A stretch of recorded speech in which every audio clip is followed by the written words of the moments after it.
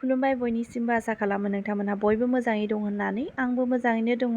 दिनैहाय आं गोबां समनि उनावहाय आंनिनो रावजों आङो ब्लग बानायनो गोसो जानानै दिनैहाय आं आंनि रावजोंनो ब्लगखौ बानायबाय। स' बे ब्लगा थांनाय बारनि लास्ट ब्लग आपल'ड खालामनायनिनो लानजाय, नाथाय गोबां रिजननि थाखाय गोबां जाउननि थाखाय आङो दिनैसो बे ब्लगखौ आपल'ड खालामनो हाबाय।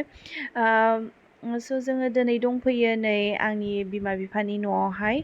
जोंहा मोननै न' दङ, मोनसे टाउनाव आरो मोनसे गामियावहाय। क'क्राझार मेन टाउनाव मोनसे दं आरो क'क्राझारनि एसे मेन टाउननि एसे गोजान गामियाव मोनसे दङ।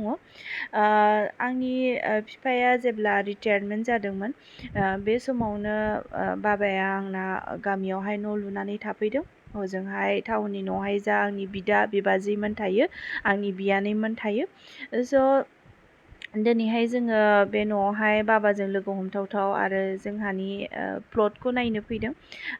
स' गावनि बिब'जों बामजानो मोननानै जोबोर खुसि जादों, बिब'आबो जोबोर खुसि।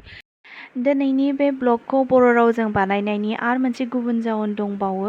बेनो जाहैबाय नैबे बोसोरनि डिसेम्बर बा फैगौ बोसोरनि जानुवारिसोआवहाय आङो मोनसे गिदिर गुड निउज शेयार खालामनो थांगासिनो नोंथांमोननिसिम।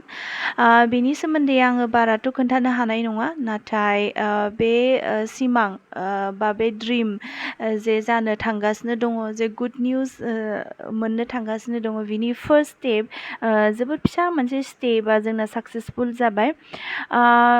बेनो जाहैबाय आङो जेब्लानिफ्राय साननो हानाय बैसोआव फैदोंमोन, बे समनिफ्रायनो आङो सानबोबाय थादोंमोन बा सिमां सुजुबाय थादोंमोन। आं सानसे समाव बे सिमांखौ आङो मावफुंगोन होननानै, नाथाय खालामनो हायाखैमोन।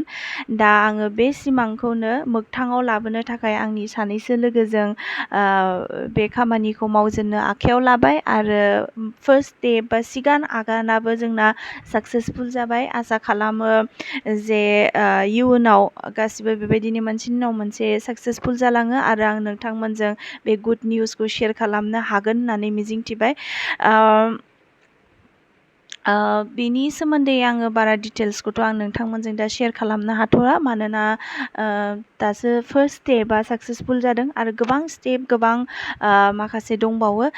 दा बिनि थाखायनो आंनि ब्लगाबो रेगुलार फैनो हायाखैमोन, मानोना नोंथांमोना जाय बिथांमोनहा आंनि सिगांनिफ्रायनो नायगिरि, बिथांमोना मिथिखायो आंहा उन्दै गथ'सा दङ आरो बेजोंनो लोगोसे संसारनि माखासे खामानियाव आं गोदोसोनानै दंमोन आरो आंनि माखासे सिमांखौबो आङो जाफुंहोनायाव आङो जाफुंहोनो नाजागासिनो, जायनि थाखाय आरो बेजोंनो लोगोसे आङो नोंथांमोनखौ रोजा रोजा साबायखर होयो जे नोंथांमोनहा आंनि ब्लगखौ कन्टिनिउयासलि नायलांनायनि थाखाय।